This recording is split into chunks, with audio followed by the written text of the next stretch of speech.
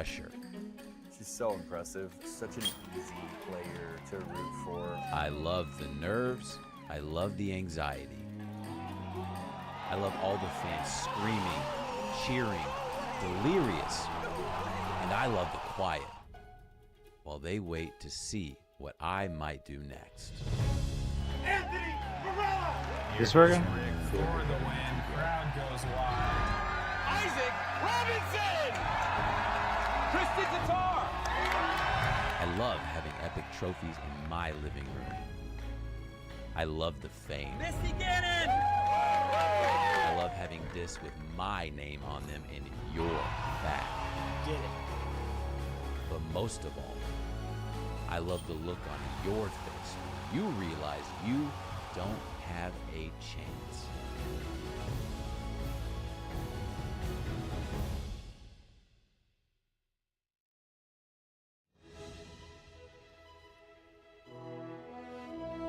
Good afternoon, everyone, and welcome to Lynchburg, Virginia. Today, we kick off the 42nd World Championships at the New London Tech Course, designed by six-time world champion Paul Macbeth. We'll see both wooded and open golf this week as the from there, he'd go on to make par. He heads over to 16. As you can see, 10 under through 15 holes.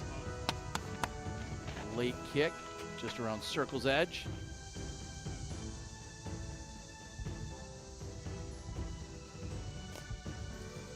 In fact, deeper than I thought, but Joey just off the top, not able to convert. Little tree love out there. He was ready to walk it in. The confidence is strong, coming off of a big win just a couple of weeks ago at Idlewild. Big smile, as he should. A great start for Joey Buckets here at the World Championships. Again, 10 under through 16. We'll keep in touch and see how he closes out the opening round.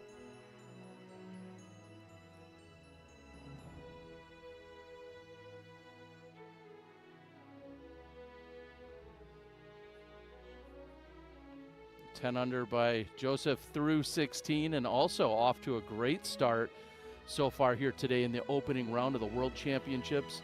It's Bradley Williams. Bradley 9 under through 17. You see even a pair of bogeys on 5 and 6, but shredding the back 9. 100% C1 X putting today. We'll see if he can get to that double-digit number. And our Innova hot rounds show us Joey out on top at 10 under right now. Bradley at 9. Hammis having a great start. He's in the clubhouse at 6 under. Week. And as someone like yourself who's won 3 world titles, tell us what it means to not only claim your first, but like yourself, claiming 3 of them. What does that do for a career and just for your overall life? You know, it's absolutely life-changing. I mean, we just got through the Olympics a couple weeks ago, and you know, this is the Olympics for every single disc golfer that exists on this planet. And it's huge. And when you become world champion, that's something that sticks with you forever. And it's something that I'm always grateful for. Yeah, and you got greedy. Not just 1, not 2, 3 world titles. I think it's important, like for a guy like Gannon Burr, he's already put a major down. I mean, once you win a major, you start to believe that you can win more, and that's something we might see even when Joey Buckets. We just saw him. He's starting to play better. He's put a title next to his name. This is the week where things change. People's lives change, and it can be somebody that's as unknown as I was in 2005, or it can be somebody just like this guy, Gannon Burr. Well, he's certainly not unknown as he's out there doing a little pre-round routine of not only signing autographs, getting some pictures in and everything else. He has been so good, especially in longer events this year. We look at where his successes have come and look at how he's doing it over the duration of these 4-round events. Waco early in the year, 4 rounds. Portland, 4 rounds. Dealing with all sorts of conditions there, including the rain there on the final day. The European Open you just referenced. Obviously a 4-round major as well as he comes out on top. There's something about this longevity. And just a few weeks ago, 4 rounds, Ledgestone, Is that just a matter of the cream rising to the top? You just give him enough rounds and the best will always come out on top? Is that what he's showing us? Yeah, I mean, certainly the cream does traditionally rise to the top. The longer the tournament is, the better the chances they have to win. But something unique in Gannon Buhr is unique only in the sense that he's a great player. The great players play their worst round typically at the beginning of the tournament, and they finish strong. When you think about Gannon Buhr in the final round of all of these tournaments, minus Champions Cup, that was his best round. He put down his best round in the final round, and he did that in several other tournaments too, where even if he's on chase card going into final round, you can't count him out. That's how good Gannon Buhr is. And a couple of those margins of victory, winning by 7, winning by 8, just really laying the hammer down. And we've talked about it. He'd be the youngest player at 19 years old to win a world championship. Williams. And from Urbandale, Iowa, Gannon Buhr. Let's go, Chief.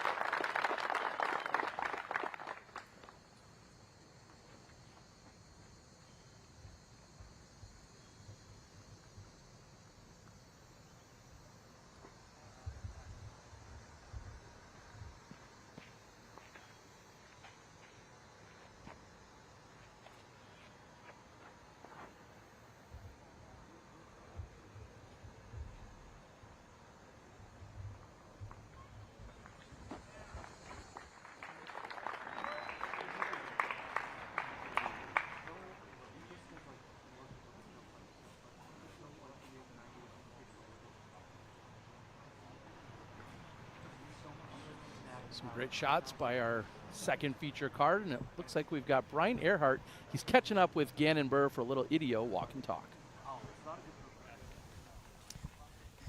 Gannon, we're walking down the fairway 1, World Championships underway. How you feeling? Well, first tee shot wasn't what I wanted. It looks like I might have snuck through to a circle 2 putt. It's a big tournament for me because I think it would cement my season and even my career pretty early on. My game hasn't been feeling great this week, so I've been playing a lot of disc golf, trying to just make sure I can get it in tune, but we'll see how it goes. No expectations, honestly, today, so, just got to take what I got, and if I can just keep myself in the mix, I'd be pretty happy. Good luck out there. Thanks. Back to you guys.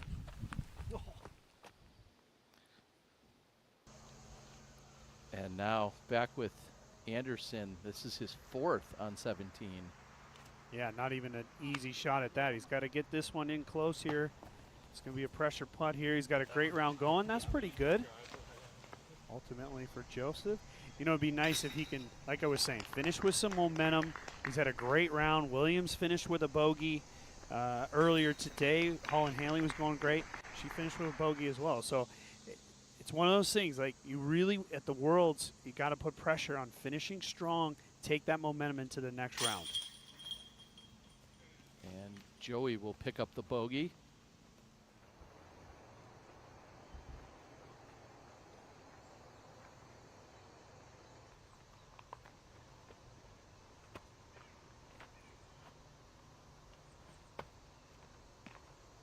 This is a scary putt here for Antela. He hits any one of these early trees. I would prefer taking the wider route. Very scary. Is the risk worth it? He peers the gap. Not quite on line, but still a little bit of a comebacker too. Yeah, I mean, by taking that line, he had to be more aggressive to make sure he hit the center of that gap, and now he's going to have a little bit of putt coming back. And I'm going to say it right now. He might be off the fairway. It might not have been his best shot, but I'm not buying it. Gannon Buhr loves to downplay where his game is at, saying he doesn't feel like his game's quite dialed or on point right now.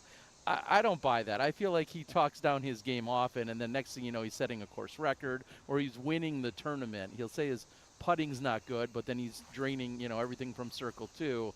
That might be a little bit of a mental strategy for Buhr to kind of downplay where his game is. And we'll see how it pans out this week. I mean, it has worked for great champions for generations. I mean, you're never pleased with what you got. You always want to be getting better. And we said it earlier in the show. Gannon is one of those guys that builds really well throughout the tournament because he starts to chip away at some of those little problems that he's got or that he feels like he has going into the tournament.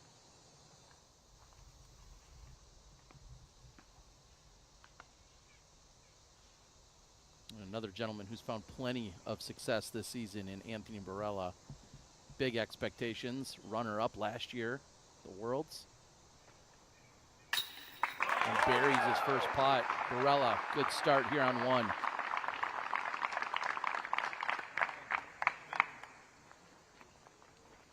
You know, this tournament is not going to really come down to power, though when we get over to Ivy Hill, it's a big course, but it's going to come down to mental strength as well. And I think the wins that AB has had this year has given him a lot of confidence to know that he can ride it all the way out to that final putt.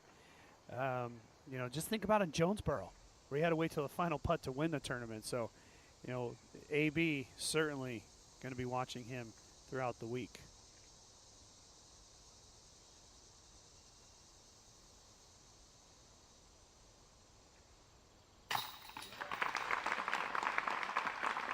Handles the comebacker without a problem. Not quite the work he was looking for here on the first hole, though. I think it goes to show a little bit of his confidence. He was willing to take that very tight line and go with it with some speed. Make the comebacker. Calvin starts out with a very nice birdie. I think about Heimberg opening last year's Worlds off the top of the basket, an ace run on the very first hole of Worlds. He's going to open with a birdie here this year in 2024. Burr is in for the par. Our second feature card is moving on to hole 2, so we're taking a break on the network. We'll be right back.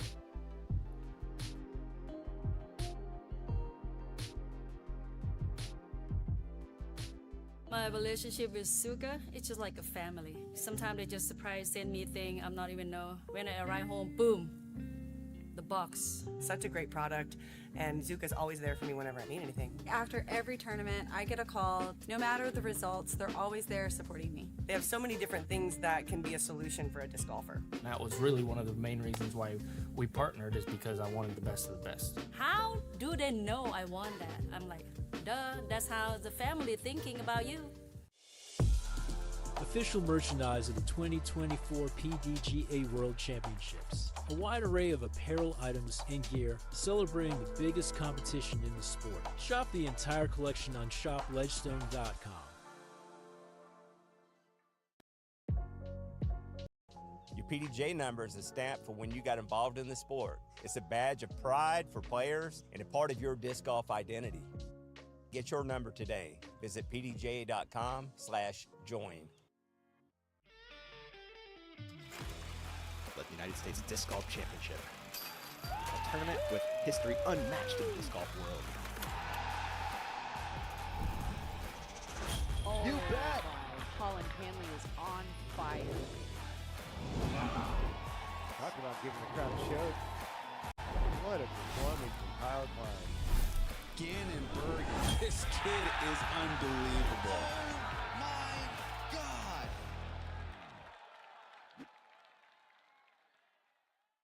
TeamDiscraft.com, your ultimate destination for exclusive player-inspired releases, collaborations, and collections. Discover limited edition discs, apparel, and accessories you won't find anywhere else. TeamDiscraft.com brings you the gear you need for the ultimate fan shopping experience. Don't miss out on these one-of-a-kind items. Shop today and rep your favorite team. My Zuka car is most helpful because it allows me to carry a massive amount of discs. My backups have backups, and I can fit all of that in my cart. The putter pouch, that's definitely my favorite feature. Slick, holds everything that I need in there. The room and the things that I can carry on the course in the Zuka.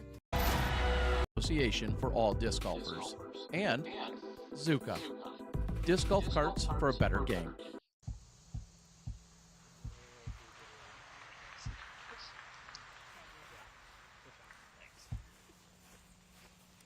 Joey likes it. Thumbs up.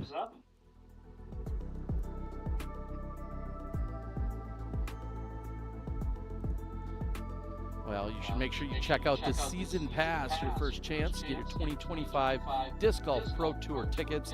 Head over to dgpt.com/tickets.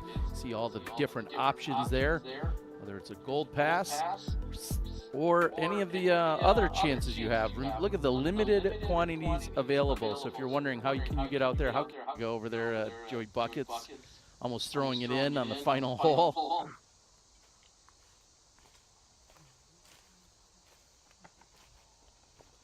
Heimberg exploring options.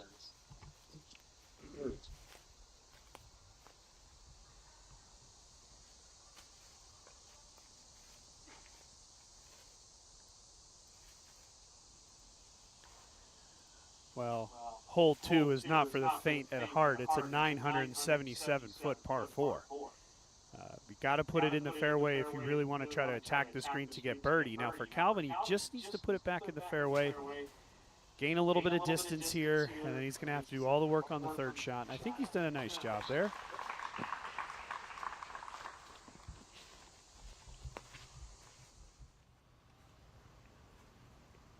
Joey with his third. Okay, not quite a throw-in, but it's certainly going to be a tap-in to close out his round. He's going to be sitting at 9 under and should come into the clubhouse as your early leader here at the World Championships. I don't know if there's a better way to follow up the performance that you just had, taking down your first Pro Tour event and then opening round at Worlds. You're going to be clubhouse leader for some time. I mean, there's something to be said for just that level of confidence. I mean, that is a tremendous round, 1 bogey, 9 under, the World Championship. It's certainly getting off on the right foot. Of course, you still have 4 more rounds to go.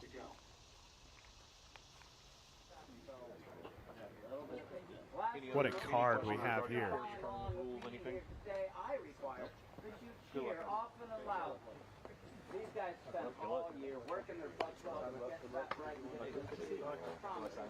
I mean, this is an all-world type of card there, Terry. Yeah, a little less than 5 minutes before they tee. See the caddies, everyone else in position, getting ready to go. I would be nervous playing in that group. That's how good those guys are. I think it's fair to admit even they all probably have just a little bit of nerves knowing what's on the line as we're kicking off here for their opening round. Antala throwing his second. Oh, footing doesn't work out for him, but it veers off to the left side. It's just going to show you how much of a premium has to be put on finding the fairway.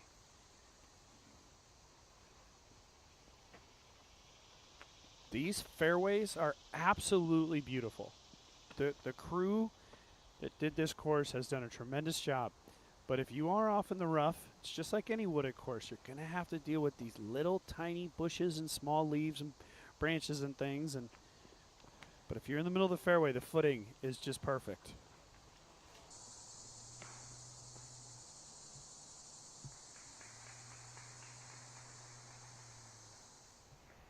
And he'll come into the clubhouse with 10 birdies on the round. You got to exclusively watch the 1 bogey of his here on the Disc Golf Network. But Buckets in at 9 under, ahead of Bradley Williams, who's also in the clubhouse.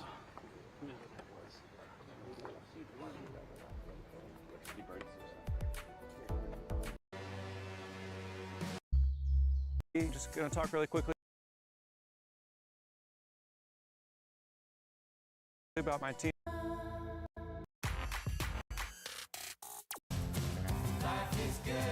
With every purchase and fact.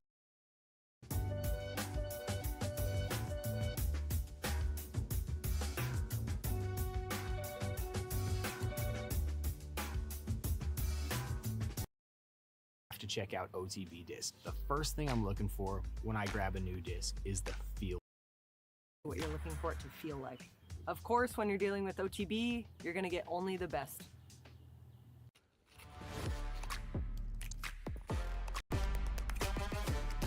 And clear your calendar because we already have. I'm going to be talking with Jeff Spring tonight to really get into more of that 2025 schedule, some of the decisions that were made, the new places that were Gold Pass Act. At least. Well, looking for some podium finishes here at the World Championships. It looks like we're ready to go with our final feature card of the day. First round of the 2024 PDGA Professional Disc Golf World Championships presented by Zuka. On behalf of the PDGA, the Ledgestone Group, Rump and Pratt, and the City of Lynchburg, we welcome you to the Discraft course at New London. This is the 3:15 tee time. This is our feature card. And first on the tee pad, he is your reigning and defending MPO World Champion from Lawrenceville, Georgia, Isaac Robinson.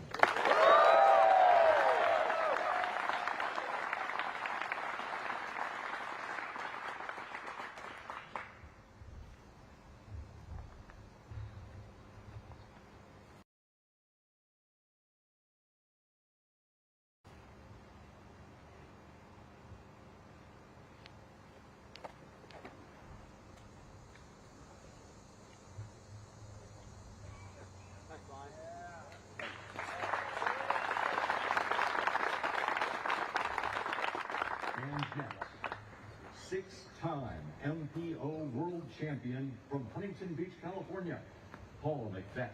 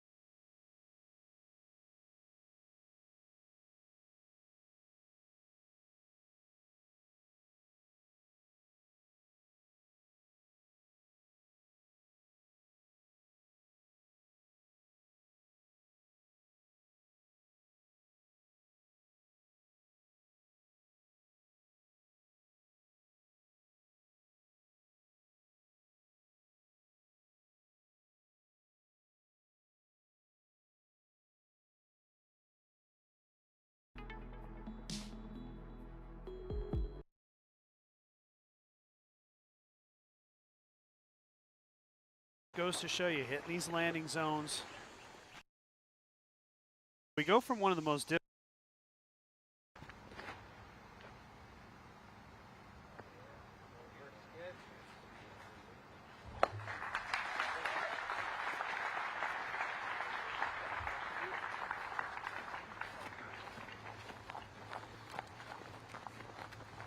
So they'll make their way down the fairway and catch up with Gannon Burr.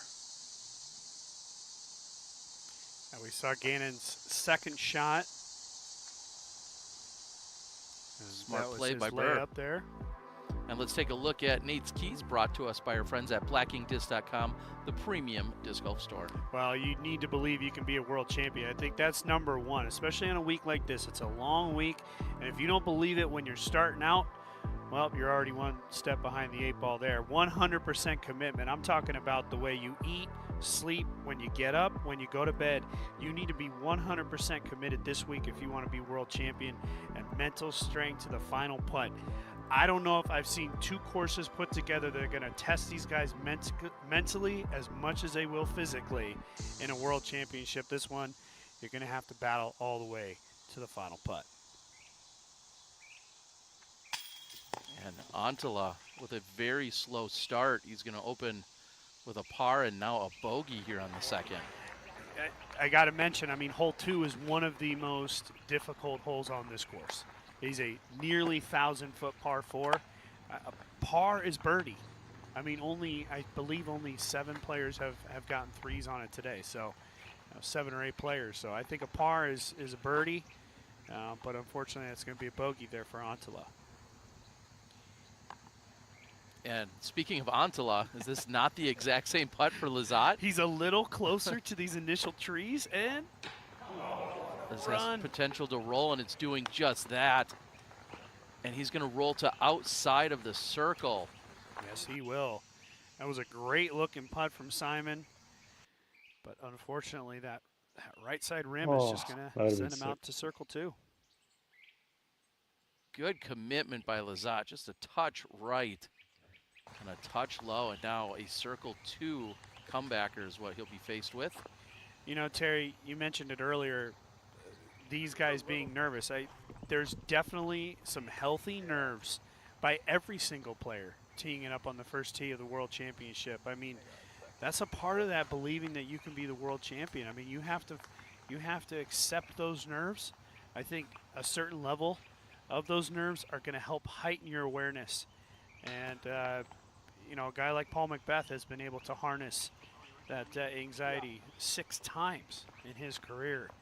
We'll see if he can't make it 7. I mean, Ricky, 2-time champion, has not won a major in, you know, a very long time. How much he would want to become a 3-time world champion and get back in the winning ways on the major championship level. To open with birdie, Wysocki buries it. Yeah, it goes all the way back to his Worlds win in 2017. Not only was that his last world title, but that was also his last major victory. So Rick has been in a drought that almost it seems unbelievable. For as good as he is, one of the greatest of all time, truly, he's in that conversation and hasn't won a major since 2017.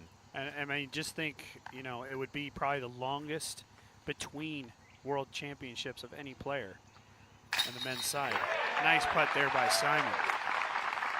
Very confident. Nice slow walk up to the pin. He looks ready to go. Confidence boost even perhaps. Notice the string that is around the manhole covers out there. That is actual casual relief. Players are able to take relief from there, and they strung, I believe, dozens of those manholes throughout the entire course consistently, and that's something I noticed in one of the course walkthroughs. Love that decision by the PDGA, of course, player safety certainly in mind there.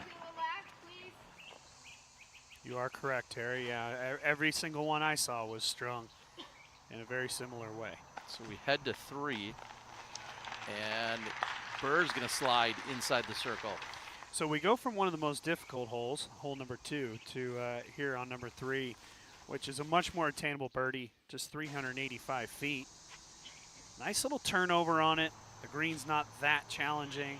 I think these guys are going to be aiming dead aim for circle 1. And with the slight slope downhill, you see players wanting to come in just a little early and kind of slide the rest of the way to the pin. And for the 3rd shot in a row, that's what we're going to see, a slide right to the pin. And let's take a look. You were just talking about how difficult hole 2 is, and here's a preview of it. Yeah, so it's slightly uphill, and it's just bending to the left off the tee. So from the tee pad, you can't really see the second part of the fairway that we're starting to see now. This manhole cover, you're going to be flying over that. You want to try to get just to about that manhole right there, the one that's at the bottom of your screen or just in front of it. From there, it's a big shot. You got to try to throw a turnover out of your hand that just can work deep into this second part of the fairway, and then sort of finishing straight is kind of ideal. Again, only 7 players have birdied this hole today. This is a late sneaker tree that can get you right here. Even if you were on the perfect shot, you can hit that little guy right there. I think that's perfect placement by Paul Macbeth, leaving that in. And there you go. There's the green, pretty easy green. But ultimately 977 feet as a par 4. Man, that's a tough birdie. I know that Brian Earhart loves this hole. Maybe we'll be able to get some insights from him in a moment. Isaac Robinson on the tee.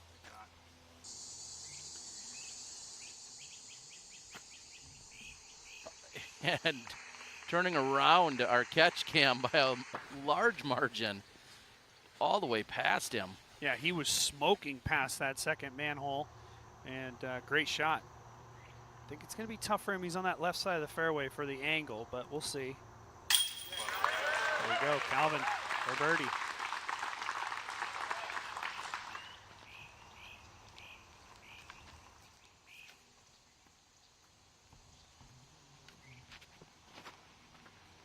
In an ideal world, you would land out on the right side of the fairway, and boy, he's going to just go into the rough on the left side. By landing on the right side of center, you're going to create a nice angle for yourself trying to throw that hyzer flip on the second. The more left you are, it really pinches off your angle. You can hear Paul asking for it to flip up more. I think he knows that on this right side, the angle is going to be very difficult to try to get all the way back to the pin. Looked like a late favorable kick even to Very possibly nice. push him just to the edge of fairway. Rams being weird. Yeah, that was a good kick. He could have easily kicked left.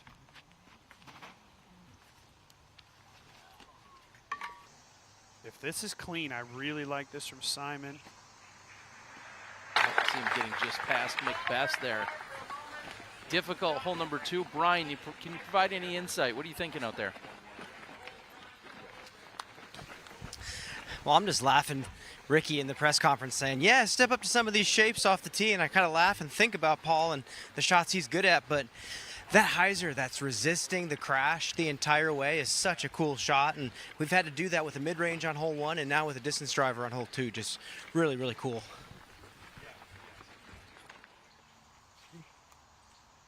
We head over to the 4th. I want to mention too, Terry, while we see this tee pad, as we see Barella throwing, the white and the green, they have the exact same grip. There's really nothing to it. I believe they got these tee pads from an old sporting field. That's why you're seeing the 2 different colors. But I checked them yesterday. The grip is exactly the same. And I know the fans at home are wondering, why is it white on one side? Or, you know, some of them have lines in them. It's all the exact same grip. I noticed no difference on either color.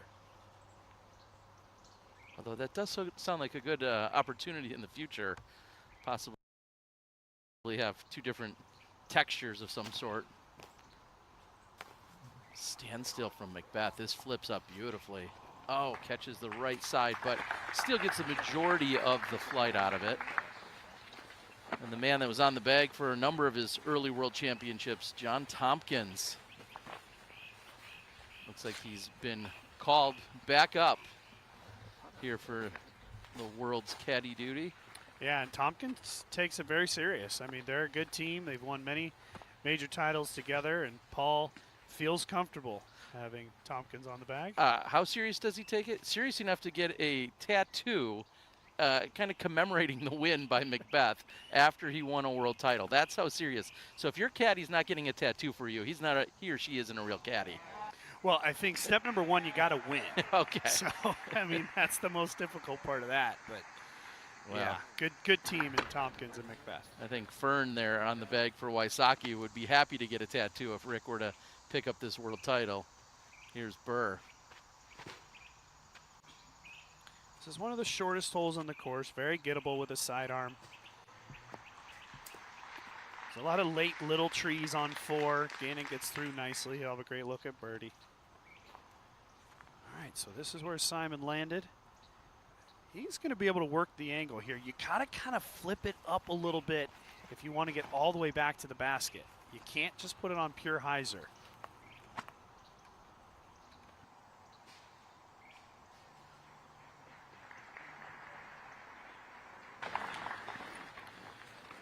If you've been to Augusta, Georgia and played the W.R. Jackson course out at the IDGC, there's a lot of similarities here in the way the property is laid out, kind of some of the landmarks, nice big fairways and big mature trees.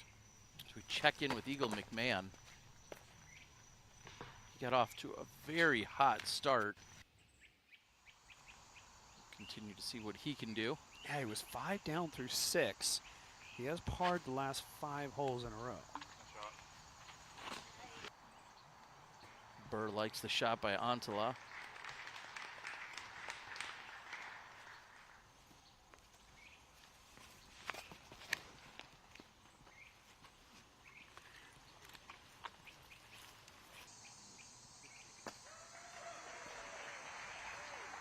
Great shot. I mean, he was hoping for just a little bit more flip up and a little bit more carry, but ultimately within range to make birdie.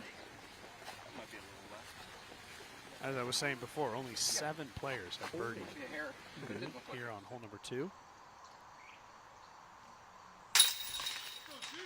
Not a problem for Burr to clean up the birdie.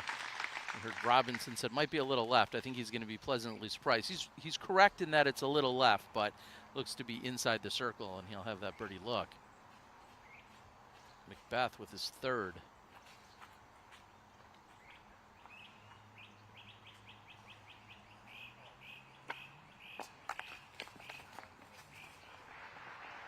Could have done without the extra skip or two at the end, but certainly a makeable par look. Yeah. And just barely flopping back into the good side. McMahon saves the par. I'll actually say the putt Macbeth is going to be having some similar pressure. It's not parked. He's got to make a putt for par. Odds are well for birdie.